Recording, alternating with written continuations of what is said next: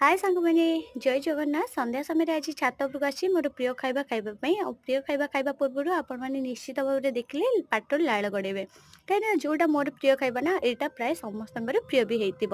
ଏଇଟା ହେଉଛି ଦେଶୀ ଅଁଳା ଆଉ ଏଇ ଦେଶୀ ଅଁଳାଟା ଟିକେ ଖଟା ଟିକେ ମିଠା। କାହିଁକିନା ଟିକେ ଯେତେବେଳେ କଅଁଳିଆ ଥାଏ କଷି ଥାଏ ସେତେବେଳେ ବହୁତ ଖଟା ଆଉ ତାପରେ ଟିକେ ବଡ଼ ହେଲେ ଟିକେ ତାର ଟିକେ ଖଟାପଣ ଯାଇକିରି ଟିକେ ମିଠା ଆସେ।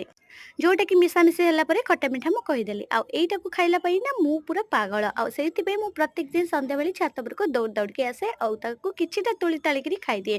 ସେଇଥିପାଇଁ ଦେଖୁନାହାନ୍ତି ଗୋଟେ ଲୁଣ ବଟୁଆ ରଖିଛି। ଆଉ ଏଇ ଲୁଣ ଡବାରେ ନା ମୁଁ ଯେତିକି ଲୁଣ ରଖିଛି ତାର ଅଧା ସରିଗଲାଣି ମୋର ଏଇ କୋଳି ଖାଇବାରେ। ଗୋଟେ ବଡ଼ ନଗେଟେ ନେଇକି ଗଲି ଆଉ ସାଙ୍ଗେ ସାଙ୍ଗେ ଡାଳଟାକୁ ଟାଣିକିରି ଯେତିକି ଯାହା ହାତ ମୁଠାରେ ପଡ଼ିଲା ସେତିକି ଟାଣିକି ନେଇକି ଚାଲି ଆସିଲି। ଆଉ ଏ କଅଁଳା କୋଳି ଟାଣିଲା ପରେ ତାକୁ ଧୋଇବାରେ ଲାଗିଲିନି, ସାଙ୍ଗେ ସାଙ୍ଗେ ଖାଇବାରେ ଲାଗି ପଡିଲି। କାହିଁକିନା ଏଇଟା ହଉଛି ପୁରାପୁରି ହାତରେ ସତେଜ ଜିନିଷ ତୋଳିଲି ଆଉ ଧୋଇବା କଣ ଦରକାର। ଆଉ ଧୋଇବା ପର୍ଯ୍ୟନ୍ତ ପାଟି ବି ସମ୍ଭାଳିକି ରହିବନି, ଲାଳ ଗଡିବା ଆରମ୍ଭ କରିଦେଲାଣି। ସେଥିପାଇଁ ତ ମୁଁ ସାଙ୍ଗେ ସାଙ୍ଗେ ତାକୁ ଧରି ବସିଲି ଖାଇବା ପାଇଁ। ଆଉ ଏବେ ଯୋଉ ଭଳିଆ ଖରା ହଉଛି ଆପଣମାନେ ତ ଜାଣିପାରୁଥିବେ। ଆଉ ଏ ଖରା ପାଇଁକା କିଛିଟା ହଉଛି ଅଁଳା କୋଳି ଖରା ଧାସ ବାଜିକି ଟିକେ ସିଝିଗଲା ଭଳିଆ ସିଝିଗଲାଣି। ଯେମିତି ଆମର ଆଚାର ପାଇଁ ସିଝା ଯାଇନି ଠିକ୍ ସେଇଭଳି ଭାବରେ। ତ ଯାହା ବି ହଉ ମୁଁ ସେ ସିଝା ହଉ କଞ୍ଚା ହଉ ଯାହା ବି ହଉ ମୁଁ ଖାଇଦେବି। ତାପରେ ଲୁଣ ମଣ୍ଡେଇ ମାଣ୍ଡେଇକିରି ତାକୁ କଣ କଲି ନା ଗୋଟା ଗୋଟା ମୋ ପାଟି ଭିତରକୁ ଦେଇଦେଲି। ଆଉ ପାଟି ଭିତରକୁ ଗଲା ପରେ ଆହାହା କି ସ୍ୱାଦ! ମୁଁ ଖାଉଛି ଯେତିକି ସ୍ୱାଦ ଲାଗୁଥିବ ନା ଆପଣ ଦେଖିକି ବି ସେତିକି ସ୍ୱାଦିଷ୍ଟ ଲାଗୁଥିବ। କଣ ପାଇଁ କହିଲେ?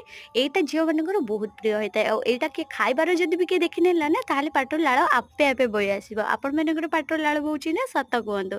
ତ ସାଙ୍ଗେ ସାଙ୍ଗେ ମୋର ଗୋଟେ ତ ଖାଇଦେଇକି ଫିନିସ୍ କରିଦେଲି। ତାପରେ ପୁଣି ଗୋଟେ ଲୁଣ ମଣ୍ଡେଇ ଦେଲି ଆଉ ଲୁଣ ମଣ୍ଡେଇକି ସାଙ୍ଗେ ସାଙ୍ଗେ ପୁଣି ସେଟାକୁ ପାଟି ଭିତରକୁ ଦେଇଦେଲି। ବହୁତ ସତରେ ବଢ଼ିଆ ଲାଗୁଥିଲା। ଏବେ ଯଦି ସ୍ୱାମୀ ଥାନ୍ତେ ସ୍ୱାମୀ ଛଡ଼େଇ ଛାଡ଼େଇକି ଗୋଟେ କି ଦିଟା ଖାଇଥାନ୍ତେ। କାହିଁକିନା ତାଙ୍କର ବି ଏଇଟା ବହୁତ ପ୍ରିୟ। ଆଉ ଏଇଟାକୁ ବେଶୀ ସେ ଖାଇବାକୁ ପସନ୍ଦ କରନ୍ତି ଯେତେବେଳେ ମୁଁ ଆଚାର ବନେଇଦିଏ। ଆଉ ଏଟାର ଆଚାର ନା ବର୍ଷ ବର୍ଷ ରହିଯାଏ। ଆମ ଗଛରେ ଏତିକି ତ ମାତ୍ର ହେଇଛି। ଏଟାକୁ ଏତେ ଆଚାର କଲେ ବି ଏତେ ଦିନ ରହିବନି କାହିଁକିନା ମୁଁ ଗୋଟେ 2 ଦିନ ଭିତରେ ତାକୁ ସଫା କରିଦେଇଥିବି। କିନ୍ତୁ ବଡ଼ ମା ଘରୁ ମାନେ ମୋ ବାପ ଘରୁ ଯାହା ଯେତିକି ଅଁଳା କୋଳି ଆଣେ ନା ସେଥିରେ ମୁଁ ଆଚାର କରେ। କାହିଁକିନା ତାଙ୍କର ପୁରା ହାତ ପାଖରେ ସବୁ ପେନ୍ଥା ପେନ୍ଥା ଝୁଲେ।